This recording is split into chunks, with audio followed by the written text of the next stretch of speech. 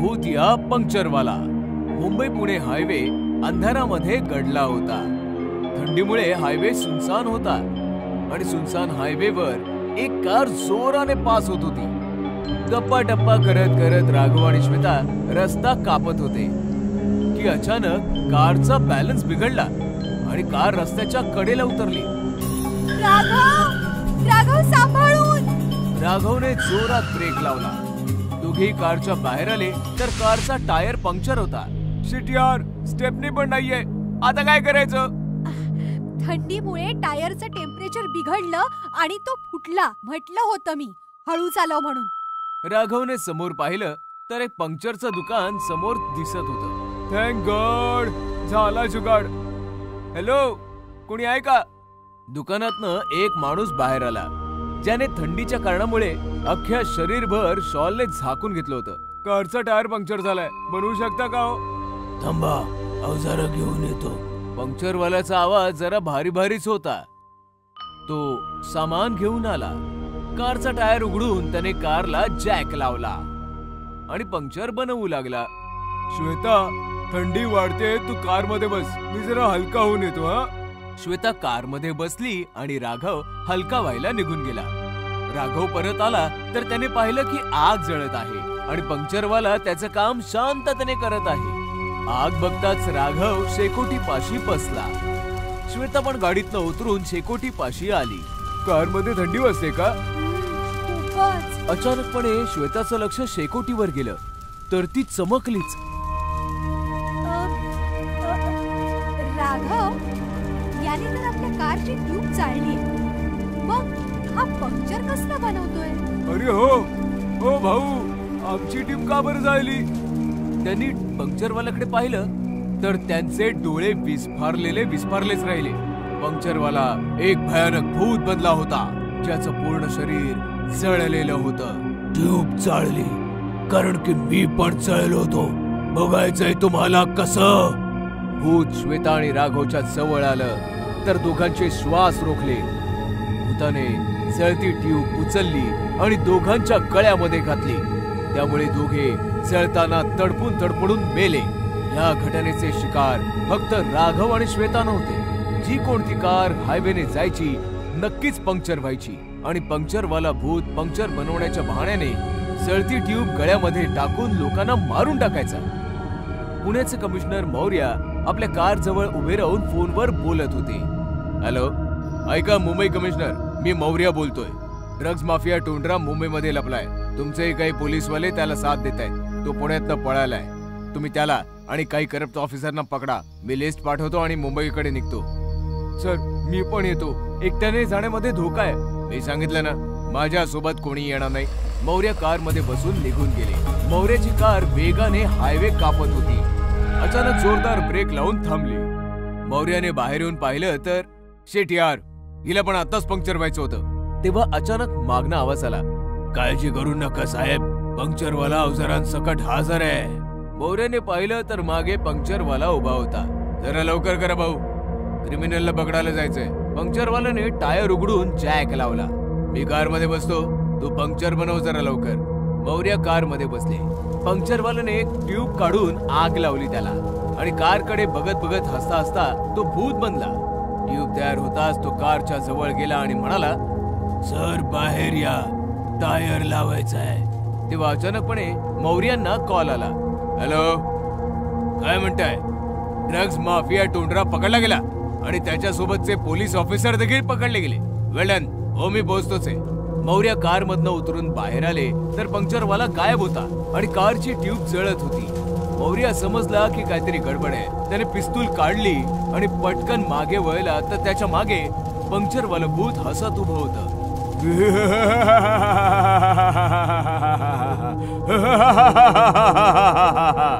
कोण आहेस तू? घाबरू नका साहेब, मी तुम्हाला काही त्रास नाही देणार.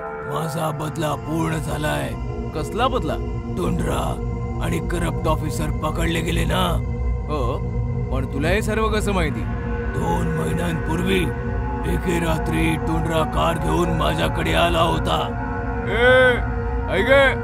कारचा पंक्चर बनव, फक्त पंक्चर बनवायचा, बाकी बघायचं नाही. मी ट्यूब उघडली. ट्यूब मधून मला ड्रग्सचे पॅकेट मिळाले. मी पोलिसांना फोन केला. पोलीस आले, पण ते टुंड्रा सोबत मिळालेले होते. बोललो होतो ना, दुसरीकडे लक्ष द्यायचं नाही. भटकलं ध्यान, गेली जान. याला जाळून टाक टुंड्रा, बाकी आम्ही सांभाळून घेऊ. त्या रात्री टुंड्राने पोलिसांसोबत ट्यूब आणि टायर मध्ये टाकून मला जाळून मारून टाकलं. मग मी भूत बनलो आणि माणुसकीवरनं माझा विश्वास उडाला. निष्पाप माणसांना मारत राहिलो. आज टुंड्रा आणि ऑफिसरांच्या अटकेची न्यूज ऐकली तेव्हा समाधान झालं. आता मी मुक्त होऊ शकतो. असं म्हणताच पंक्चरवालं भूत कायमसाठी असं म्हणतात लुप्त झालं. हडळीचं प्रेम. राजीव, जावेद आणि महेश लखनौ मधील एका कंपनीमध्ये जॉब करायचे. ते तिघही कॉलेजमध्ये एकत्र शिकत होते आणि खूपच चांगले मित्र होते. राजीव, महेश आणि जावेद खूपच अय्याशी होते. ते पार्टी करण्याची कोणतीही संधी सोडायचे नाही. एके दिवशी राजीवचं प्रमोशन होतं आणि ते तिघं पार्टीला जाण्यासाठी एका रिसॉर्टचं प्लॅनिंग करतात. जेव्हा ते रिसॉर्ट मध्ये चालले होते तेव्हा एका हडळीची नजर त्यांच्यावर पडते आणि ती एका सुंदर ललनेचं रूप घेऊन त्यांच्या मागे मागे पार्टीमध्ये जाते आणि राजीवला त्याचं खेळणं बनवते. तिला बघताच राजीव तिच्या जवळ जातो आणि बोलू लागतो.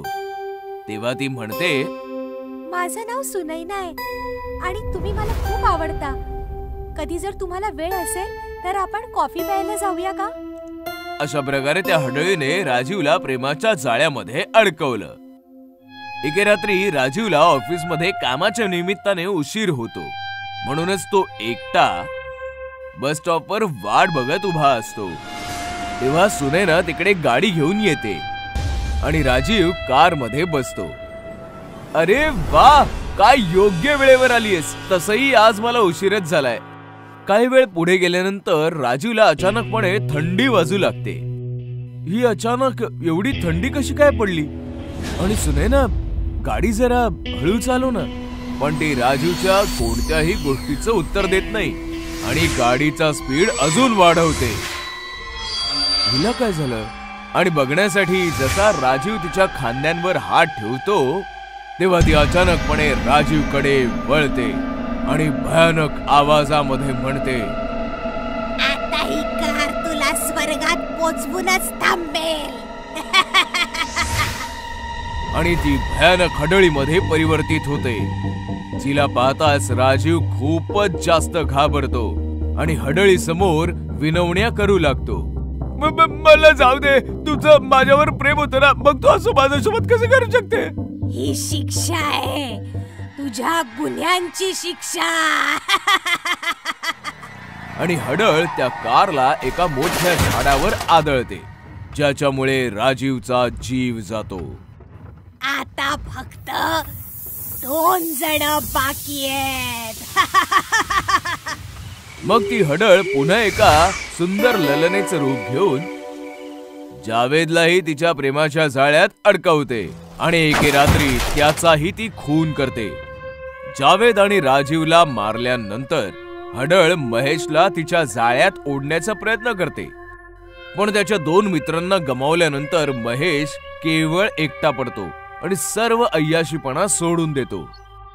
म्हणून ती हडळ एका कामवालीचं रूप घेऊन महेशच्या घरी कामासाठी निघून जाते, जेणेकरून संधी मिळताच ती त्याला देखील मारू शकेल. कामवालीच्या वर्तनाला पाहून महेशची पत्नी राणीला संशय येतो आणि ती कामवालीवर लक्ष ठेवू लागते. एके रात्री राणीला घरामध्ये काहीतरी गडबड दिसून येते. जेव्हा ती जाऊन पाहते तेव्हा कामवाली हडळीच्या रूपामध्ये परिवर्तित होते आणि महेशच्या शरीरातून रक्त घेऊ लागते. जे पाहताच राणीच्या पायाखालची जमीन सरकते आणि पटकन ती मदतीसाठी एका मांत्रिकाला बोलवते. मांत्रिक येताच पटकन हवन सुरू करतो आणि घरामध्ये राख फुंकू लागतो. ओम भं ग्रम, ओम भं ग्रम. हे काळी आत्मा, या घराला सोडून निघून जा. तेव्हा ती हडळ बाहेर येते. मांत्रिका, तू माझ्यामध्ये नको येऊस, नाहीतर तू विनाकारण मरशील. तेव्हा मांत्रिक हडळीवर राखेची पुडी फेकतो, त्यामुळे तिचं शरीर जळू लागतं. बोल, तू याला का त्रास देतेस? बोल. या तिघांनी माझं प्रेम हिरावून घेतलंय. एक दिवस माझे पती कामावरून परत येत होते, तेव्हा हे तिघ मित्र दारूच्या नशेत गाडी चालवत होते. हे तिघ इतक्या नशेत होते की त्यांनी माझ्या नवऱ्याला गाडी खाली चिरडून टाकलं आणि कोणाला पत्ता लागू नये म्हणून रस्त्याच्या कडेला पुरून टाकलं. माझ्या नवऱ्याशिवाय या जगात माझं दुसरं कोणी नव्हतं. त्याच्या मृत्यूच्या दुःखात मी आत्महत्या केली आणि मी भूत बनले. म्हणूनच मांत्रिका, तू याला वाचवण्याचा प्रयत्न नको करूस. असं म्हणताच ती हडळ महेशला सोबत घेऊन हवनकुंडात उडी मारते आणि तिच्या सोबत महेशलाही जाळू लागते. हे पाहताच महेशची पत्नी हडळीची माफी मागू लागते. यांना नको मारूस, मी पाया पडते, तू यांना नको मारूस. यांच्याशिवाय या जगात माझं दुसरं कोणी नाहीये. यांच्या वतीने मी माफी मागते तुझी. यांना सोडून दे, नको मारूस, माफ कर. महेशच्या गोष्टीचं म्हणणं ऐकून हडळीला तिची दया येते आणि ती महेशला माफ करून टाकते. मग महेश एक फार मोठा यज्ञ करतो आणि हडळीच्या आत्म्याला मुक्ती मिळवून देतो. आजीच्या घरी भूत. उन्हाळ्याच्या सुट्ट्या लागल्या होत्या. कौशिक आणि टीना त्यांच्या मावस भाऊ बहीण लिली आणि मयूर सोबत ट्रेनने त्यांच्या आजोळी विलासपूरला चालले होते. चौघेही विलासपूरला त्यांच्या आजी आजोबांच्या घरी पोहोचले. आजी आजोबांचं घर म्हणजे खूप जुना एक लांब लचक वाडा होता. वाड्यामध्ये फक्त आजी आजोबाच राहायचे. त्यांची दोन्ही मुलं फॉरेनला शिफ्ट झाली होती. चौघही भाऊ बहीण पोहोचताच आजी आजोबांना मिठी मारतात. अरे, आलात माझ्या पिल्लांनो. अरे, तुमच्या येण्यामुळे या सुन्या सुन्या वाड्यात जान आलीये. बाळांनो, अंग पाय धुवून फ्रेश व्हा जरा. आजीने तुमच्यासाठी गरमागरम जेवण बनवलंय. म्हणजे तुम्ही अजून कोणी नोकर नाही ठेवलाय? आई समजावून समजावून थकून गेलीये तुम्हाला. यावर आजी आजोबा किंवा कोणीच काही उत्तर नाही दिलं. सर्वांनी हात पाय धुवून जेवण जेवून घेतलं आणि मग चौघं प्रत्येकाच्या रूम मध्ये जाऊन झोपले. पण लिलीला मात्र झोप येत नव्हती. तिला अख्खं घर फिरून पाहायचं होतं. झोप येत नाहीये. सगळा वाडा फिरून येते. सगळे तर झोपलेत, डिस्टर्ब करायला कोणीच येणार नाही. लिली बेडरूम मधनं निघून चालू लागली. तेव्हा आजी आजोबांच्या बेडरूम मधनं कुरबुरीचा आवाज ऐकू यायला लागला. लिली लपून ऐकू लागली. नाही, मुलांना अजिबात सांगायचं नाहीये, ती घाबरून जातील. अहो, पण काही नाही, मी जरा बाहेरून फिरून येतो. लिली घाबरली आणि आजोबांच्या बाहेर यायच्या आधीच मागच्या दिशेने पळू लागली, जेणेकरून आजोबांनी तिला पाहू नये. पळता पळता ती फारच दूर पोहोचली की अचानक कोणीतरी तिला एका रूम मध्ये खेचून घेतलं आणि मग दरवाजा बंद झाला. रूम मध्ये फारच अंधार होता आणि एक शिडी उभी होती जी वर एका दुसऱ्या मजल्यावर जायची. कोण आहे? कोणी खेचलं मला आतमध्ये? टीना, मयूर, मला माहितीये ही मस्ती तुम्हीच करू शकता. तेव्हा अचानकपणे लिलीच्या पाठीवर कोणीतरी हात ठेवला. लिलीने मागे वळून पाहिलं तर तिचा थरकाप उडाला. एक भयंकर भूत उभं होतं आणि हसत होतं. लिली बेटा, ये माझ्याकडे ये. भूत, भूत, भूत. भूत लिलीच्या दिशेने पुढे येऊ लागलं. लिली जोरात ओरडली आणि तिने तिचे दोन्ही डोळे बंद केले. Lily, what happened? तू इकडे काय करतेस? लिलीने डोळे उघडले तर समोर कौशिक, मयूर आणि टीना होते. लिलीने कौशिकला मिठी मारली आणि रडू लागली. कौशिक, इकडे भयानक भूत आहे. लिली कम ऑन, भूत वगैरे काही नसतं. नक्कीच तुला भ्रम झाला असेल. तेव्हा अचानकपणे टीना जोरात किंचाळली. काय झालं? टीनाने शिडीच्या दिशेने इशारा केला. शिडीवर तेच भूत बसलं होतं. भूत बघून सगळ्यांची अवस्था बिकट झाली. मुलांनो, ओळखलं मला? मी तुमच्या सोबत खेळायचो, तुम्हाला झोपाळ्याला झोके द्यायचो. बघ बघ, तोच आहे, तोच आहे. या माझ्याकडे.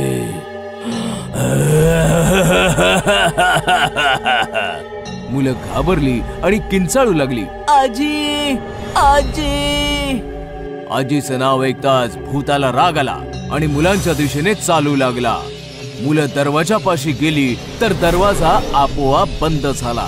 खबरदार, आजी आजोबांना आवाज दिला तर मी तुमचा कच्चा फरशा पाडेन.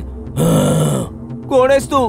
का मला त्रास देतोयस? भूत मुलांच्या जवळ आलं आणि त्याने कौशिकला उचलून हवेमध्ये फेकून दिलं. कौशिक जोराचा जमिनीवर आपटला. ओ गॉड, लागलं रे. मग भूताने प्रत्येकाला हवेमध्ये उचलून फेकून दिलं. चौघही जोर जोरात ओरडू लागले. भूत जोर जोरात हसू लागलं की तेवढ्यात अचानक शिडीवरून खाली उतरून आजी आजोबा आले. आजोबांच्या हातामध्ये छडी होती. आजी आजोबांना पाहिल्यानंतर लहान मुलांच्या जीवामध्ये जीव आला आणि भूत आजोबांची छडी पाहून घाबरून गेलं. भूत पळून जाईल याच्या आधीच आजोबांनी त्यांच्या छडीने भूताला मारायला सुरुवात केली.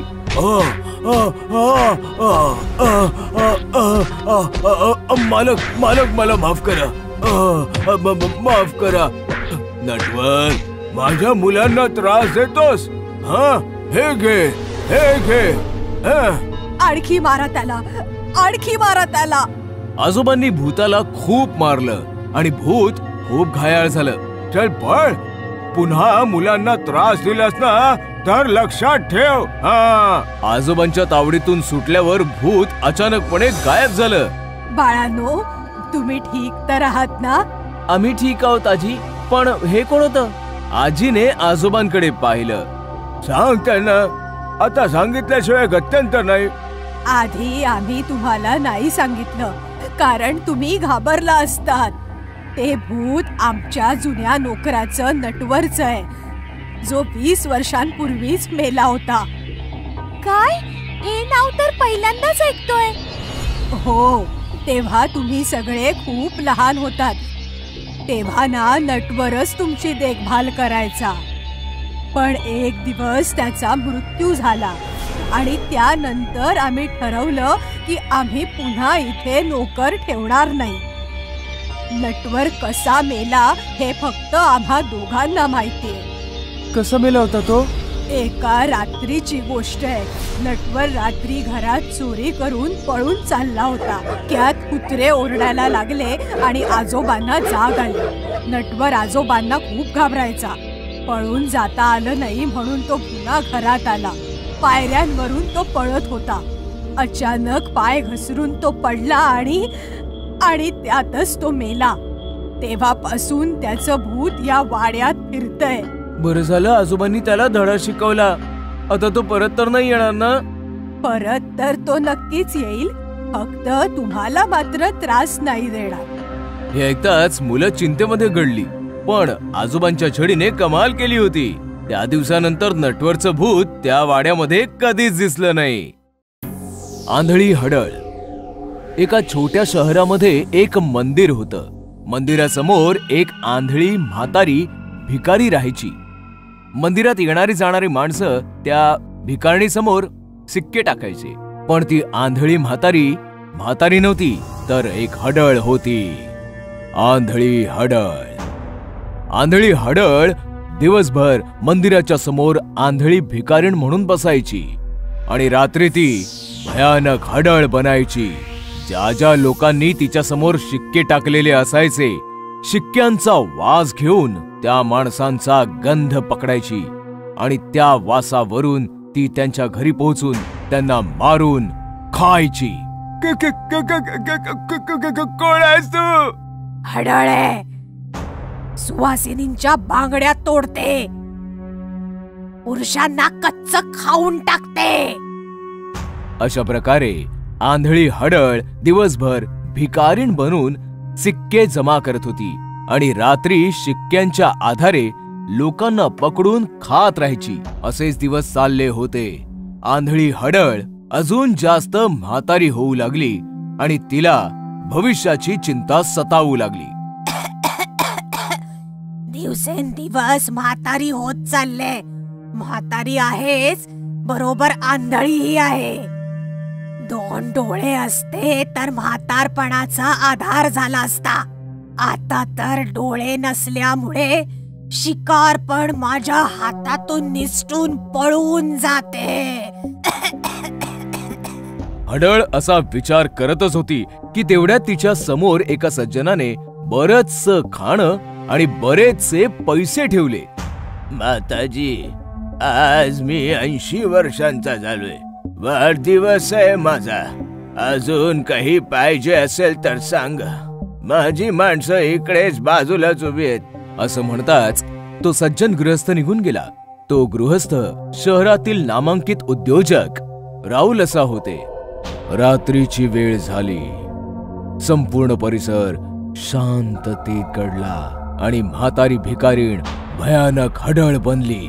राहुलसाने दिलेले शिक्के उचलून त्यांचा वास घेऊ लागली. वासावरनं तर बराच म्हातारा वाटतोय. माझ्यापेक्षाही म्हातारा. काय पण नशीब आहे.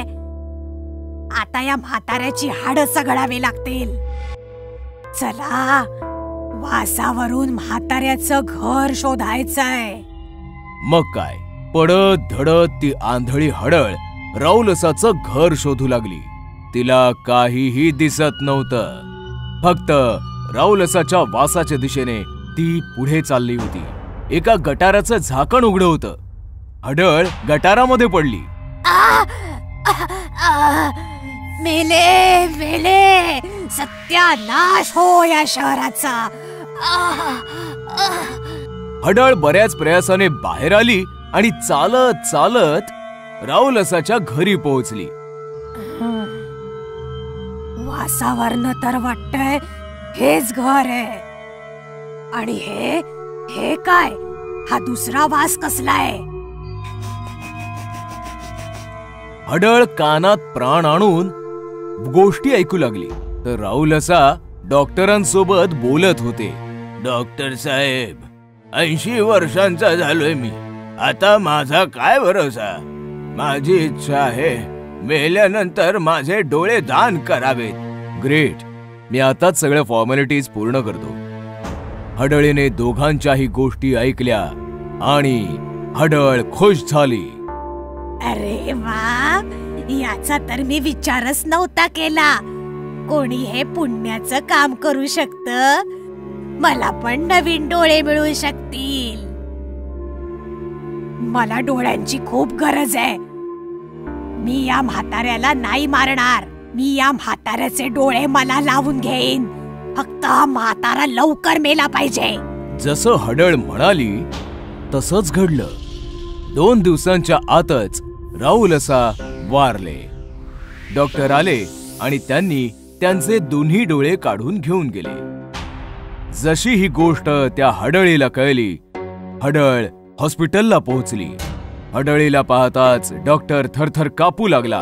भूत! घाबरू नकोस, मी आंधळी आहे. तुला पाहिजे काय? डोळे.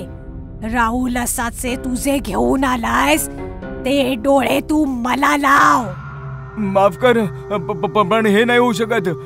ते डोळे एका छोट्याशा लहान बाळासाठी आहेत.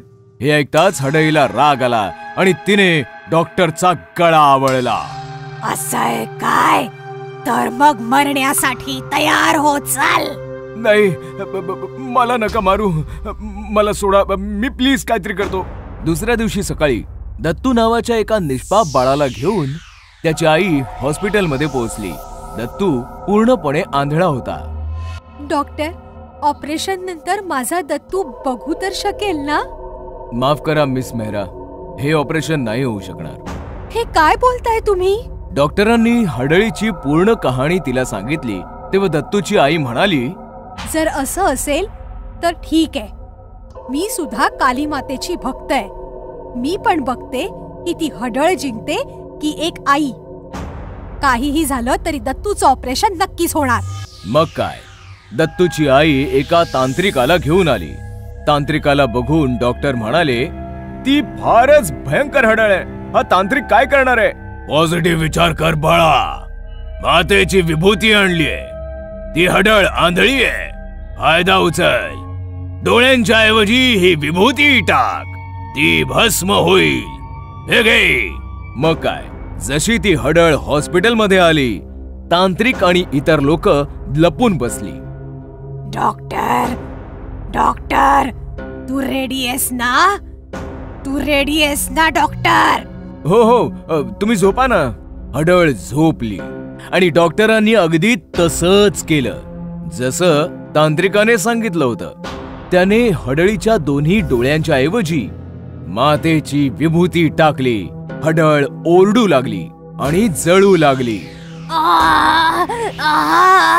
हे काय आहे? ही काय फसवणूक झाली आहे माझी? तेव्हाच तांत्रिक पुढे येऊन म्हणाला, मग तू लोकांसोबत काय करत होतीस? भिकारी बनून त्यांना मारून त्यांना खायचीस? करावे तसे भरावे. हे ऐकताच हडळ रागाने लालबुंद झाली आणि ओरडली, पण सोबतच ती जळतही होती. आगीच्या ज्वाळा वाढत गेल्या आणि थोड्याच वेळामध्ये आंधळी हडळ जळून भस्म झाली.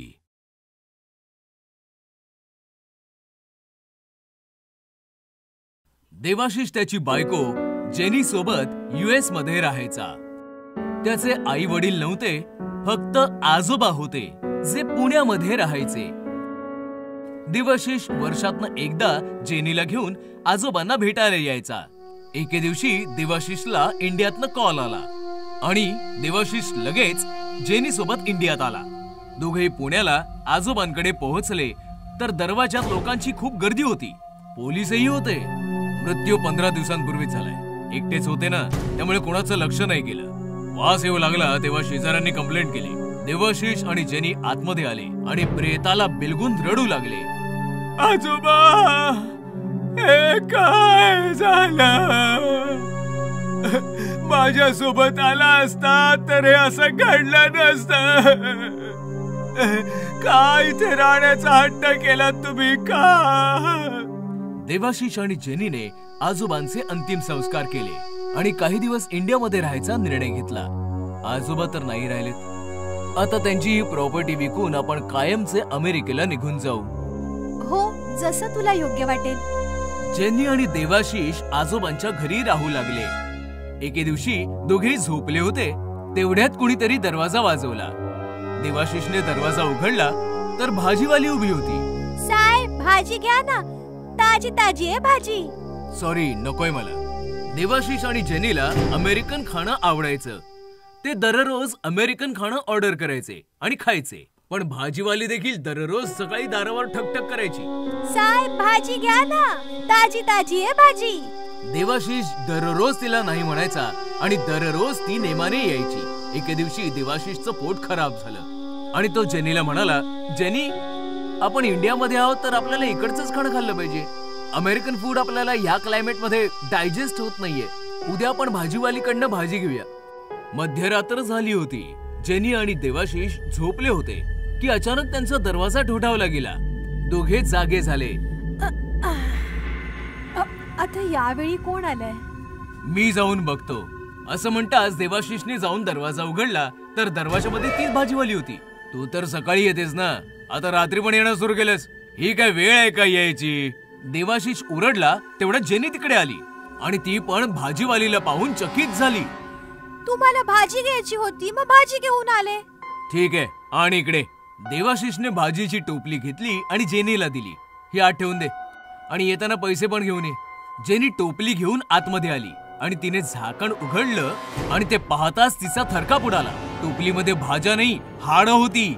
ती पटकन देवाशिषच्या दिशेने पळाली. इथे देवाशिष भाजीवाली सोबत गप्पा मारत होता. अगं तुला कसं माहिती आम्हाला भाजी पाहिजे म्हणून? कारण मी माणूस नाही, भूत आहे. अचानक भाजीवाली भयानक भूत बनली. देवाशिषचे डोळे पांढरे झाले.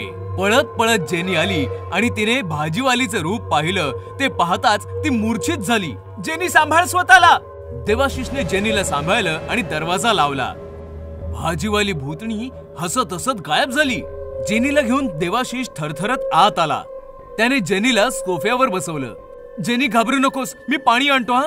देवाशिष पाणी घेण्यासाठी किचन मध्ये आला आणि तिकडचं दृश्य पाहून तिकडेच हबकला.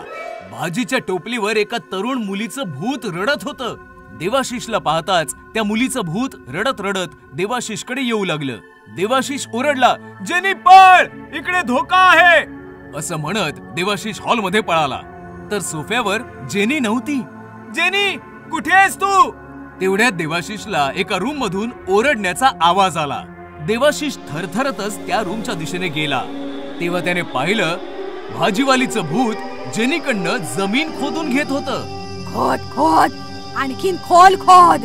अचानकपणे देवाशिषला मागून कोणीतरी धक्का दिला. तो रूम मध्ये आला. त्याने मागे वळून पाहिलं तर मागे तरुण मुलीचं भूत उभं होतं. आलास काय तू? तू पण खोद. तुम्ही दोघी कोण आहात? आम्ही तुमचं काय बिघडवलंय? आधी खोदा तर खरं, सगळं काही समजेल.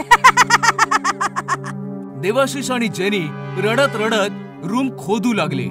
खोलवर खोदल्यानंतर 2 सापळे बाहेर आले. ते सापळे पाहिल्यावर दोघेही घाबरले.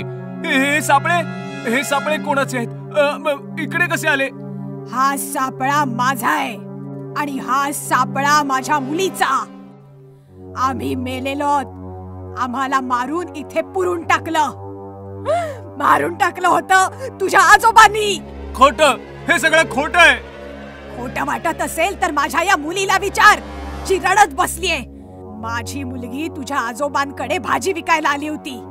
तेव्हा त्याने तिच्या बरोबर जबरदस्ती केली आणि मी जेव्हा तिला वाचवायला आले तेव्हा त्याने माझ्या सोबत पण जबरदस्ती केली आणि आम्हाला मारून इथे पुरून टाकलं.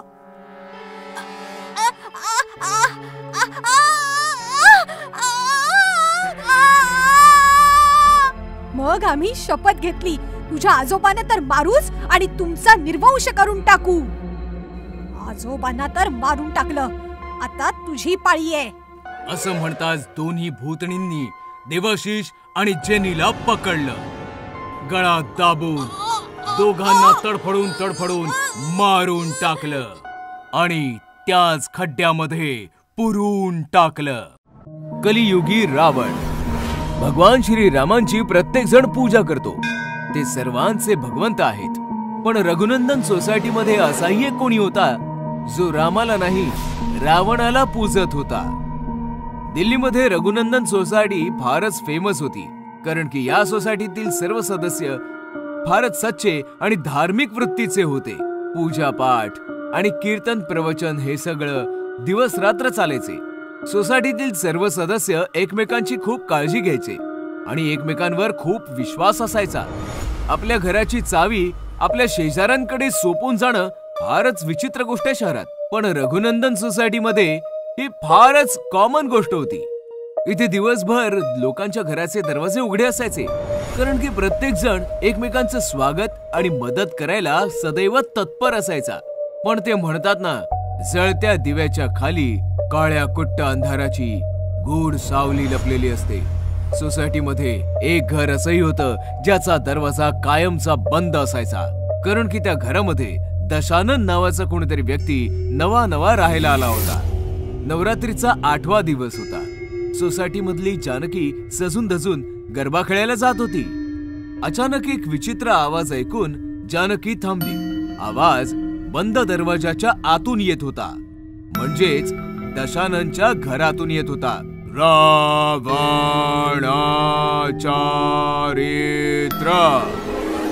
भुजंगदशाय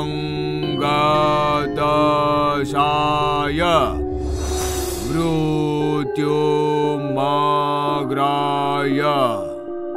तू डूबा हो. मला वाटतं आतमध्ये पूजा सुरू आहे.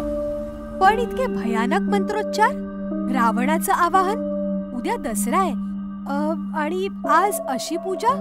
जानकी फारच घाबरली होती. ती तिथनं निघाली. आतमध्ये दशाननाची महाभयानक पूजा सुरू होती. तो रावणाचं आवाहन करून राम पूजणाऱ्या प्रत्येक व्यक्तीसाठी मृत्यू मागत होता. पहिल्या माळ्यावर राहणारा म्हातारा रामाची भजन गातो, त्याचा अंत होवो. सरस्वतीच्या भिंती रामाच्या तस्बिरींनी चमकताय, तिचा पण अंत होवो. राघव शास्त्रीच्या मुखी सदैव राम असत, सर्वस्वांताय स्वाहा. मग त्याने होमातनं जळलेला घुबडाचा डोळा काढला आणि तो स्वतःच्या बेंबीत घालून बेंबी काळ्या कपड्याने झाकून घेतली. आणि बघता बघता दशाननाचं शरीर कापू लागलं. त्याच्या मुखातून विचित्र विचित्र आवाज बाहेर येऊ लागले. त्याच्या डोळ्यातून अश्रू आणि अश्रूंनंतर रक्त बरसू लागलं. दशानन डोळे बंद करून घुमू लागला आणि थोड्या वेळानंतर शांत झाला. जसे त्याने डोळे उघडले, त्याच्या समोर ठेवलेला पाण्याचा कलश पिघळून राख झाला. कारण की त्याचे डोळे आता नॉर्मल नाही, फार प्रखर आणि भयानक बनले होते. कोणी नाही वाचणार. 12 वाजायच्या आधीच सर्व मारले जातील. 12 वाजल्यानंतरही कोणी जिवंत राहिलं तर माझ्या नाभीमध्ये स्थित हा घुबडाचा डोळा मी शुकून सगळ्यांना मारून टाकतील. रात्रीच्या 10 वाजता जानकी तिच्या घरी जाण्यासाठी दशाननाच्या घराच्या बाहेरून चालली होती. तेव्हा तिने पाहिलं दशानन घराच्या बाहेर कोणाशी तरी फोनवर बोलत आहे. हॅलो सर, माझं म्हणणं आहे का सर? पूजा आहे घरामध्ये, उत्सवाचे दिवस आहेत. मी नक्की दिवस रात्र एक करून प्रोजेक्ट कंप्लीट करेन उद्या. प्लीज आज काही बोलू नका. ऐका ना. दशाननच्या कॉलचा फायदा उचलून जानकी त्याच्या घरामध्ये घुसली. माहिती करून घेतल्याशिवाय गप्प नाही बसणार की आत काय कारस्थान चाललंय. जशी ती आतमध्ये एका रूम मध्ये पोहोचली, आतलं दृश्य बघून तिचा थरकाप उडाला. आतमध्ये एक भयंकर होम पेटला होता आणि भयंकर विचित्र गोष्टी त्या होमाच्या आसपास ठेवल्या होती. खूपच अशुभ आहे हे सगळं. जानकी आणखी एका रूम मध्ये गेली आणि भिंतीवर टांगलेल्या तस्विरी बघून चकित झाली.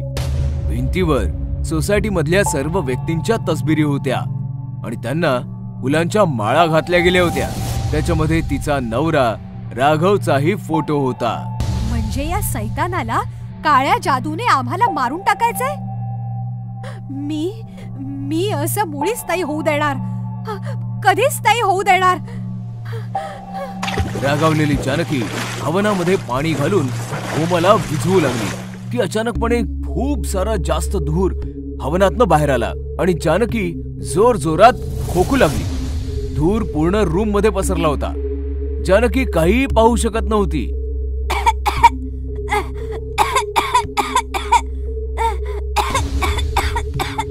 थोड्या वेळानंतर धूर कमी झाला आणि तिने समोर पाहिलं तर तिचा राग भीतीमध्ये परिवर्तित झाला. कारण की तिच्या समोर दशानन फार भयानक परिस्थितीमध्ये हसत होता. जानकी घरी नाही पोहोचली म्हणून तिचा चिंतातूर पती राघव सरस्वतीच्या घरी जाऊन विचारपूस करू लागला. जानकी 10 वाजताच निघाली भाऊ. आता 11 वाजले आहेत. कुठे गेली असेल काय माहित. हा आठवलं, एक गोष्ट होती जी जानकीने सांगितली होती.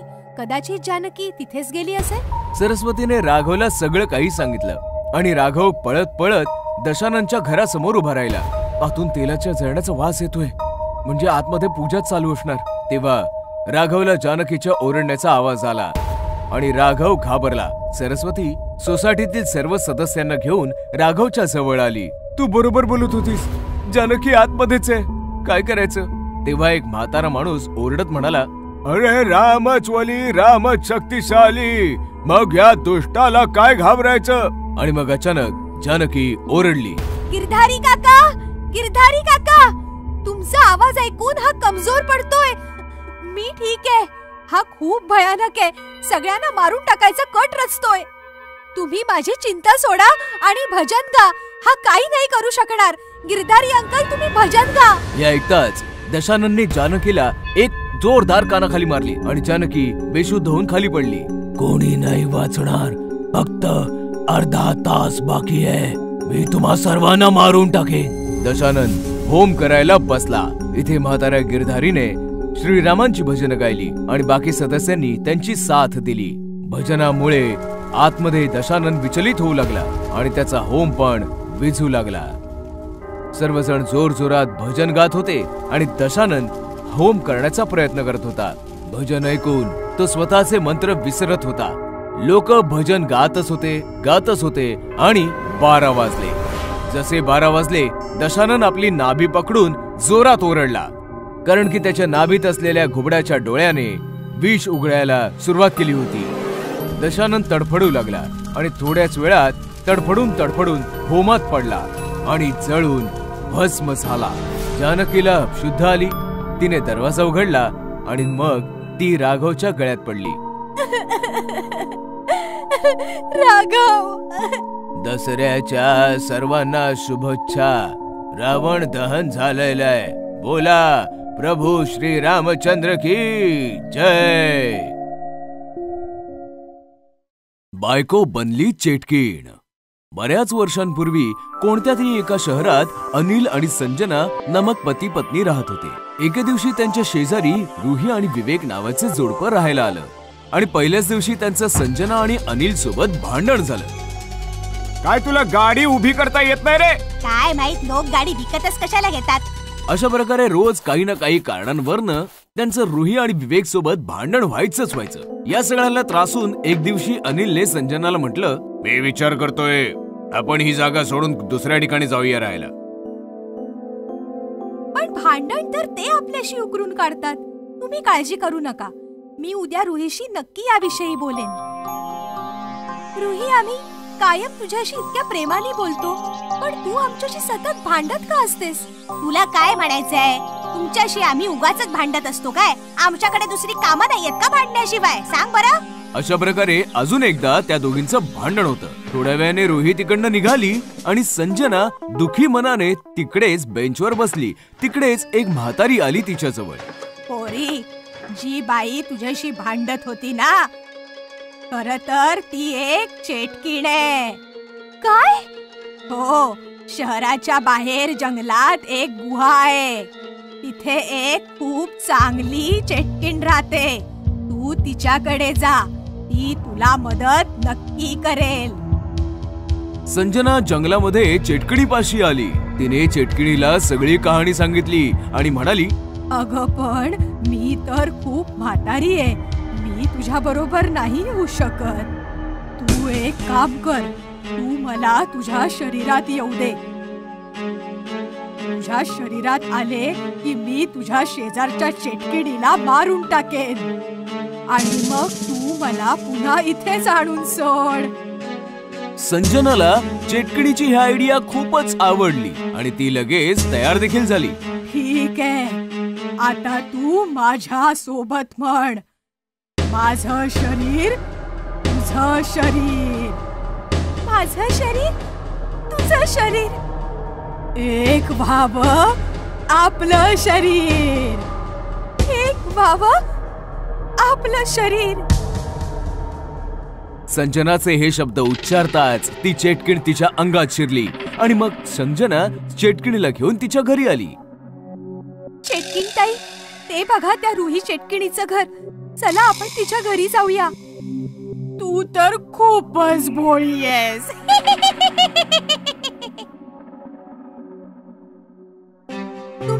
तुम्ही अशा का हसताय? कारण रुही चेटकीण नाहीये. चेटकीण तर मी आहे.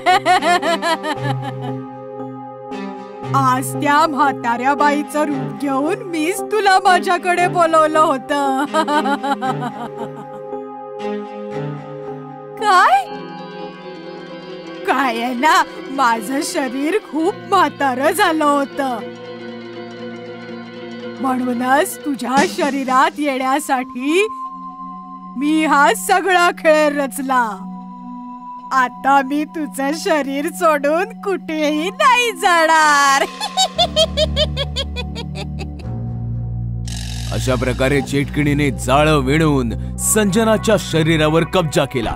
त्याच रात्री जेव्हा अनिलने दुसऱ्या ठिकाणी शिफ्ट व्हायची गोष्ट काढली तेव्हा चेटकीण मूळ रूपात आली आणि म्हणाली, कोण संजना? मी तर चेटकीण आहे. आता तुझ्या पत्नीच्या शरीरावर माझा ताबा आहे.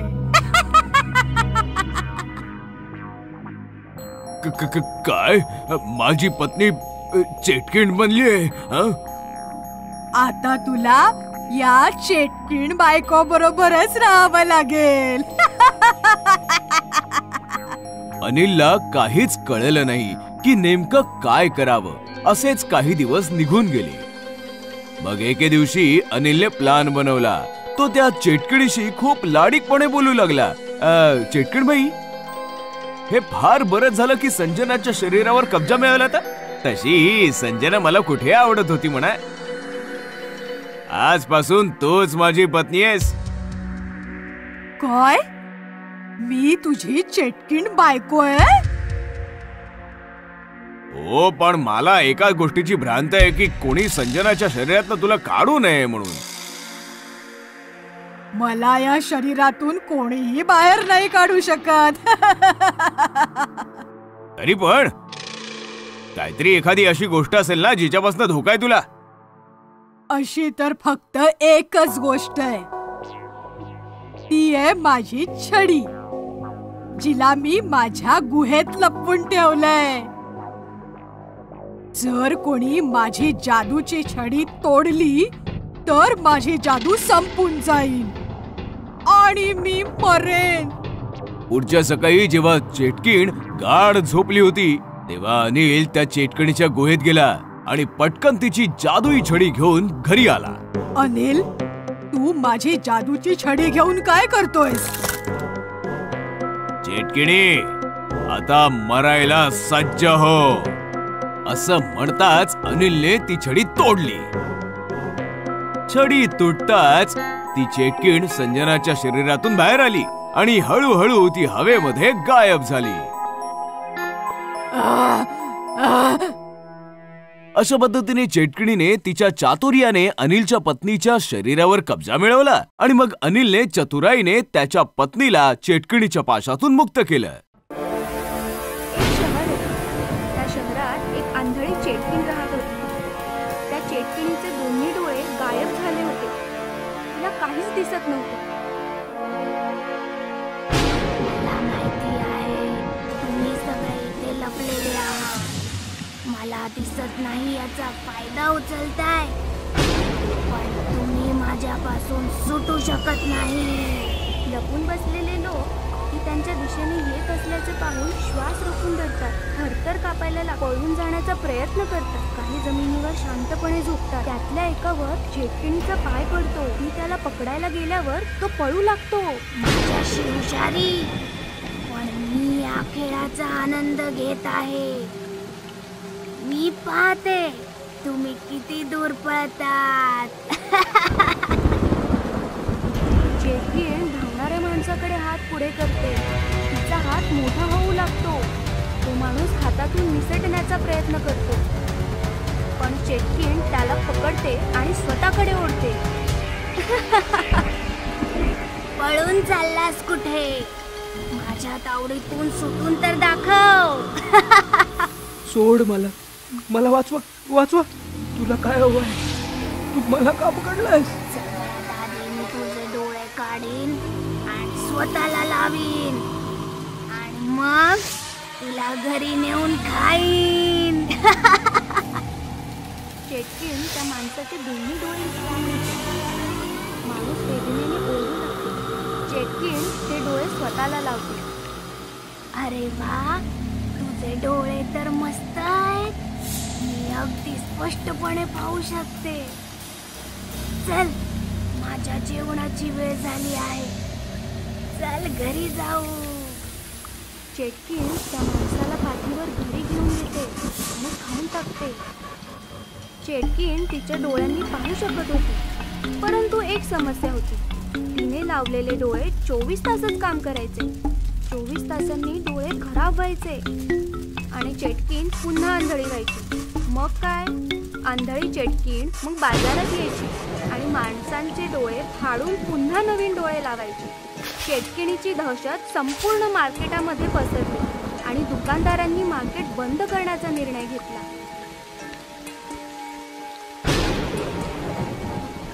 भावांनो, ती अंधळी चेटकीण रोज येत असते आणि कोणाला ना कोणाला घेऊन जाते. पोटी ग्राहकही बाजारात येत नाही. काय करायला पाहिजे? जोपर्यंत चटणीला काही इलाज नाही तोपर्यंत बाजार बंद ठेवूया. होय होय, बाजार बंद ठेवूया. होय होय, बाजार बंद ठेवूया. अशा प्रकारे दुकानदारांनी बाजार बंद केल्याने संपूर्ण बाजारपेठेत शांतता पसरली. रात्र झाली की चेटकीण बाजारात यायची, पण बाजारात कोणीच नसायचं. चेटकीण खूप शोधायची, पण एकही माणूस सापडायचा नाही. बाजार बंद झाल्यासारखा दिसतोय. आता माझे काय? मला डोळे आणि अन्न कसे मिळणार?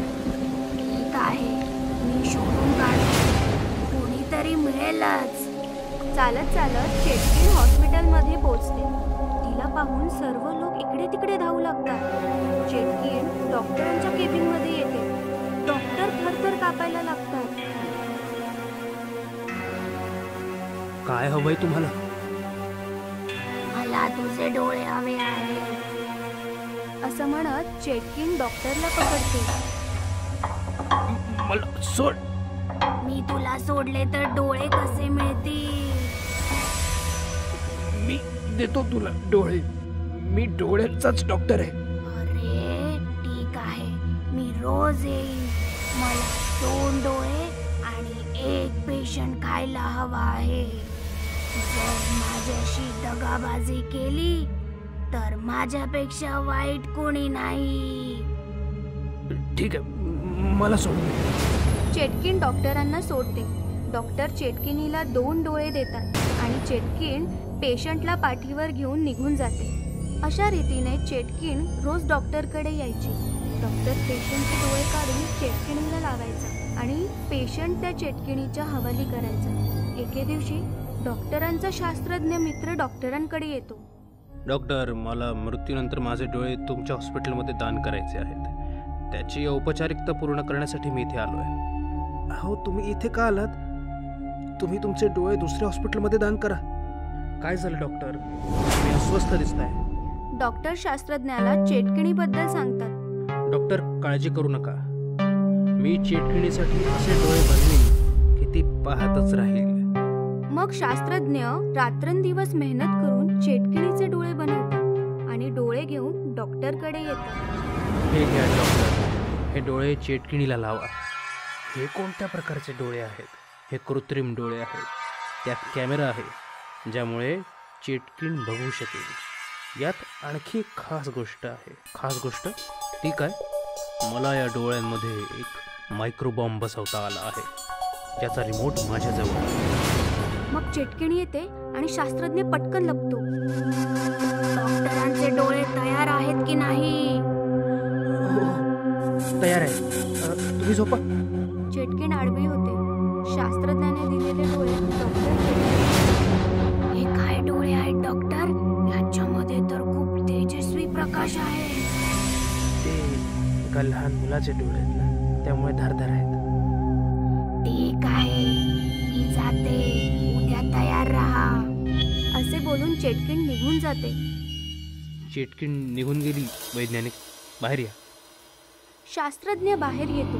मग डॉक्टर आणि शास्त्रज्ञ चेटकिणीच्या मागे मागे हॉस्पिटलच्या बाहेर येतो. आता आपण स्फोट करू शकतो.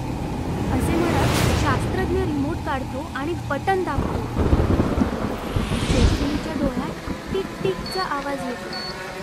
अहो, हा टिकटिकचा आवाज कसला आहे? मग मोठा आवाज येतो आणि चेटकिणीच्या चिंध्या उडतात. शास्त्रज्ञाच्या बुद्धिमत्तेमुळे चेटकीण मरते आणि संपूर्ण शहर चेटकिणीच्या तावडीतून मुक्त होतं. PUBG is back. मोदीजींची मन की बात तर आपण सगळ्यांनी ऐकली असेलच. माझ्या प्रिय देशवासियांनो, आज रात्रीपासून खर तर आतापासून आपण पबजी गेम सोबत 118 चीनी ॲप्सवर बंदी घालत आहोत. भारतामध्ये पबजीला बॅन केलं जात आहे. यानंतर भारतामध्ये किती गोंधळ माजला. पबजी बॅन झाल्याचा धक्का सहन न होऊन कितीतरी तरुणांनी आत्महत्या देखील केल्या. हे सर्व तर तुम्ही पेपरमध्ये वाचलं असेल, टीव्ही मध्ये पाहिलं असेल. पबजी भारतातून निघून गेला, पण सोबतच शेकडो युवकांना आत्महत्या करण्यासाठी प्रवृत्त करून गेला. त्याच तरुणांपैकी एक होता श्यामल दास. दिवस रात्र फक्त पबजी खेळायचा, पबजीच्या कॅरेक्टर सारखे कपडे घालायचा आणि त्यांच्या सारख्याच वागणुकी करायचा. म्हणजे श्यामल दास पबजी ऍडिक्ट होता. गमती गमतीमध्ये त्याचे मित्र त्याला पबजी म्हणून चिडवायचे. पबजी बॅन होताच या पबजीने देखील पंख्याला लटकून आत्महत्या केली. म्हणतात की झपाटलेला माणूस जर आत्महत्या करून घेतो तर ते झपाटले पण त्याला शांतपणे मरूही देत नाही. श्यामल दास म्हणजे पबजी सोबत देखील असंच काही घडलं. ज्या स्मशानात त्याला जाळलं गेलं होतं त्या स्मशानाचा गार्ड त्याचा पहिला विक्टिम होता. अरे हा शिपाई तिकडे कोण उभा आहे? ऐका सर, तुम्ही तिकडे काय करताय? जसा शिपाई गार्डच्या दिशेने वळला, गार्ड अवाकच झाला, कारण की त्याच्या समोर पबजीचं भूत उभं होतं. PUBG is back. पबजीच्या भूताने गार्डच्या छातीमध्ये त्याच्या भूत्या बंदुकीतल्या सगळ्या गोळ्या उतरवल्या आणि गार्ड ऑन द स्पॉट भस्म झाला. सर्वांनी ऐका रे, मोदीजी ऐका. थांबवू शकत असाल तर मला थांबवा, कारण की पबजी इज बॅक. एक छोटीशी ठिणगी आग लावू शकते. पबजी तर स्वतः आग बनून आला होता. हळूहळू त्याच्यासोबत इतर युवकांच्या भटकणाऱ्या आत्मा देखील जॉईन झाल्या, ज्यांनी पबजी बॅन झाल्यानंतर आत्महत्या केल्या होत्या. पबजीने स्वतःची फौज तयार केली. तो मोदीजींकडे पबजी बॅन केल्याचा बदला घ्यायला आला होता. बघता बघताच आगीने ज्वालामुखीचं रूप धारण केलं आणि अख्खा देश साखर झोपेत होता. जय पबजी, जय पबजी. मग काय, एखाद्या मिलिटरी प्रमाणे पबजी पीडित भूतांची फौज अर्ध्या रात्री नासधूस करायला रस्त्यावर उतरली. अख्खं शहर साखर झोपेत होतं आणि अचानकपणे बॉम्ब बरसू लागले. गोळ्यांचा वर्षाव होऊ लागला. लोक आपापल्या घरातून बाहेर पडू लागली आणि गोळ्यांचे शिकार होऊ लागले. उंच उंच इमारती जमीनदोस्त होऊ लागल्या. अख्ख्या शहरामध्ये रक्ताचे पाट वाहू लागले आणि भूतांची टोळी आनंदोत्सव साजरा करू लागली. जय पबजी, जय पबजी. मोदीजी बघताय ना तुम्ही, कसे सैरभैर पळताय तुमचे देश बांधव. मारा, एकही जण वाचता कामा नये, मारा. अशा प्रकारे दररोज रात्री एक शहर पबजी गँग आपल्या कब्जात घ्यायचं आणि शहराला नेस्तनाबूत करायचं. लोक खूप घाबरली होती आणि मोदीजींचा पुकार करत होती. मोदीजी वाचवा, आमची काय चूक आहे? आम्हाला का मारताय? आम्ही तर पबजी खेळत नाही. अहो एवढंच काय, आमच्याकडे स्मार्टफोन पण नाहीये. वाचवा मोदीजी, मोदीजी वाचवा. भूतिया पबजी गँगला कंट्रोल करायला पोलीस गेले, पण काही उपयोग नाही. आर्मी गेली पण तेही निष्फळ. पण अशा प्रकारे पबजी गँगची दहशत पूर्ण देशात पसरली. हे दृश्य पाहून मोदीजी दुःखी झाले. त्यांनी डिटेक्टिव्ह करणला पबजी गँग सोबत तह करायला पाठवलं. प्रेसचे डिटेक्टिव्ह करण भूतांसोबत मीटिंग करत होते. काय पाहिजे? PUBG is back. मोदीजी ऐकता ना तुम्ही? 2 दिवसांच्या आत पबजी बॅन हटला गेला पाहिजे. प्रत्येक मोबाईल मध्ये फक्त पबजी पाहिजे, नाहीतर तुमच्या देशाचं काही खरं नाही. हे ऐकून मोदीजी पण हैराण झाले. सर, काय पबजीला पुन्हा परमिशन दिली पाहिजे का? अजिबात नाही करण. सर, रोज लोक मरतायत. विरोधी पक्ष प्रश्न करतोय. मान्य आहे की संकटाची वेळ आहे. आर्मी पोलीस सगळे निष्फळ आहेत. पण करण, मला माझ्या देश बांधवांवर पूर्ण विश्वास आहे.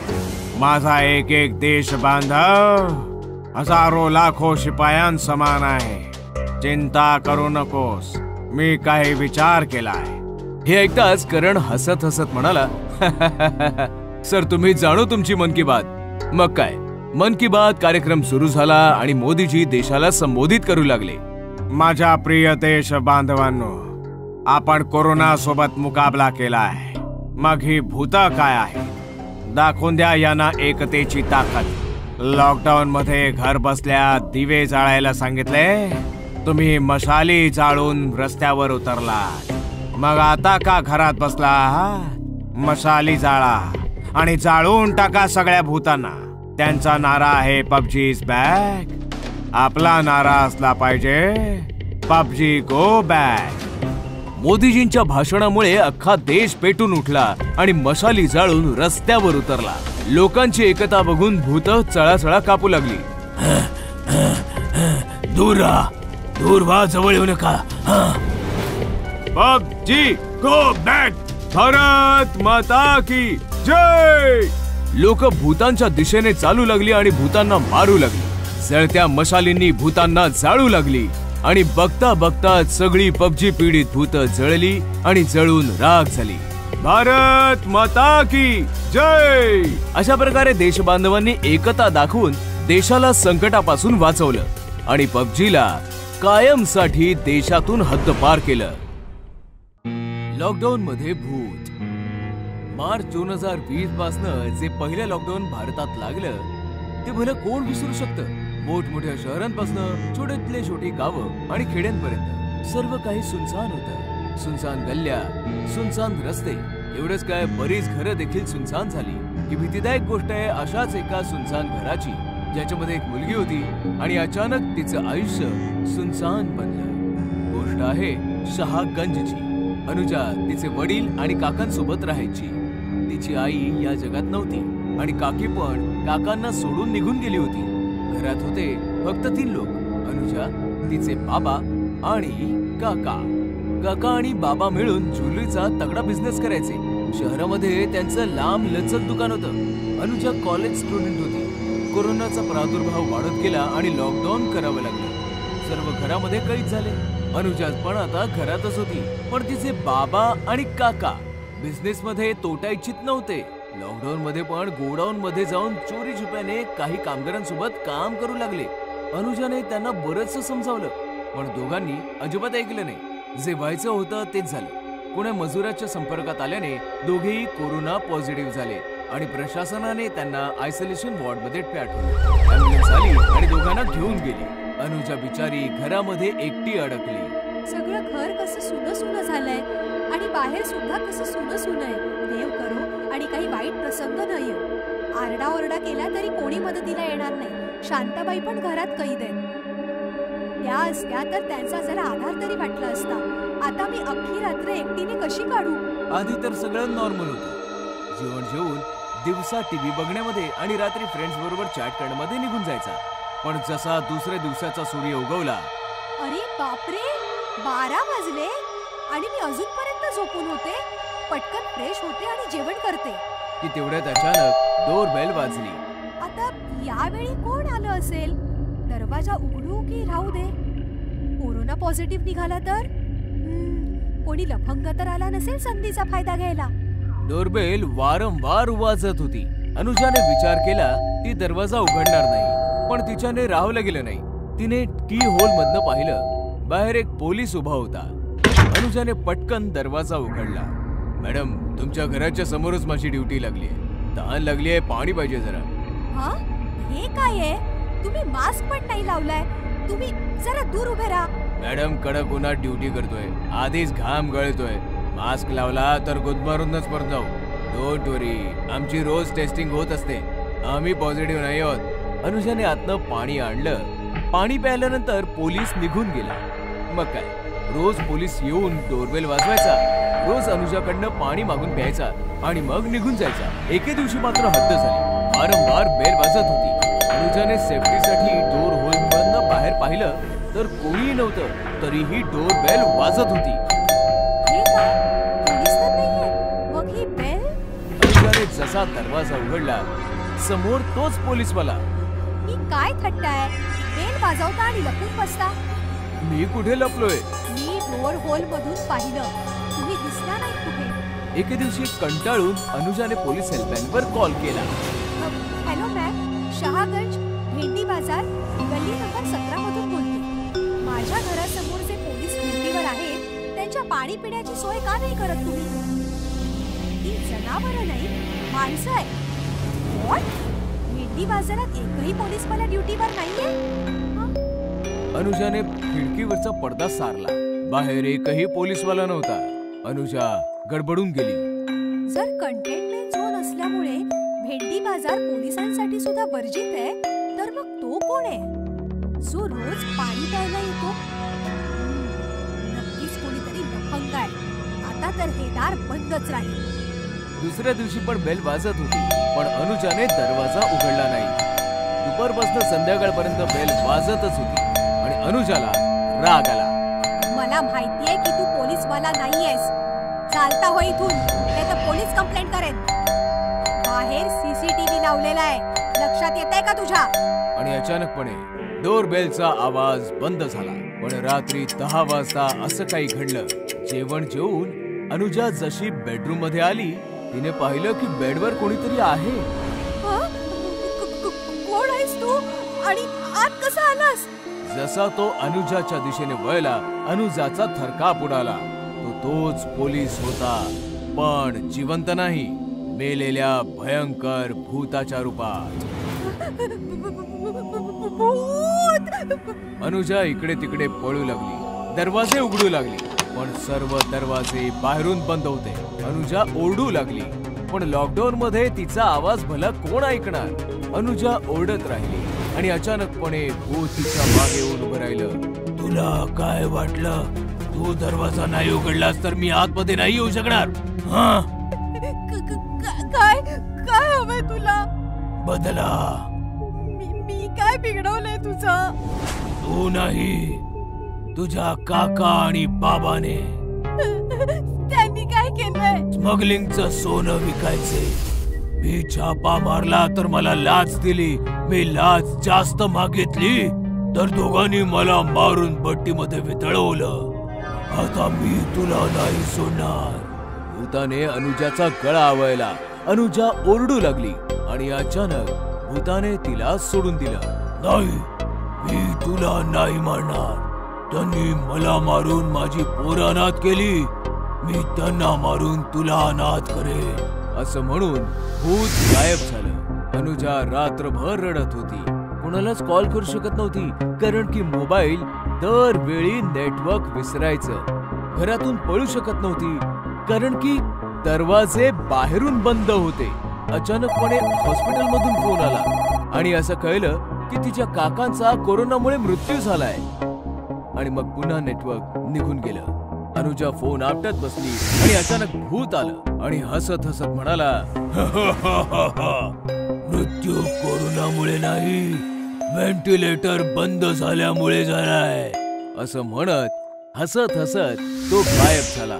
अनुजा पूर्णपणे हतबल होती. रडून रडून झोपली आणि दुसऱ्या दिवशी सकाळी पुन्हा कॉल आला. ऑक्सिजन लेवल कमी झाल्यामुळे तिचे वडीलही जिवंत नव्हते. हे ऐकताच तर अनुजा जिवंत प्रेत झाली.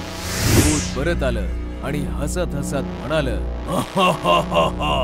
मृत्यू ऑक्सिजन मुळे नाही, ऑक्सिजन मास्क काढल्यामुळे झालाय.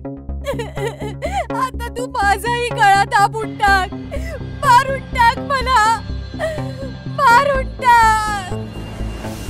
नाही, तुला मरायचं नाहीये. तुला फक्त तडफडत राहायचंय. निघतो मी. त्या दिवसानंतर भूत परत कधी नाही फिरकलं. 6 महिन्यांनंतर लॉकडाऊन संपलं. तरी पण अनुजा घराच्या बाहेर नाही आली. तिने स्वतःला घरामध्येच कैद केलं आणि कायमसाठी तिने स्वतःला लॉकडाऊन केलं.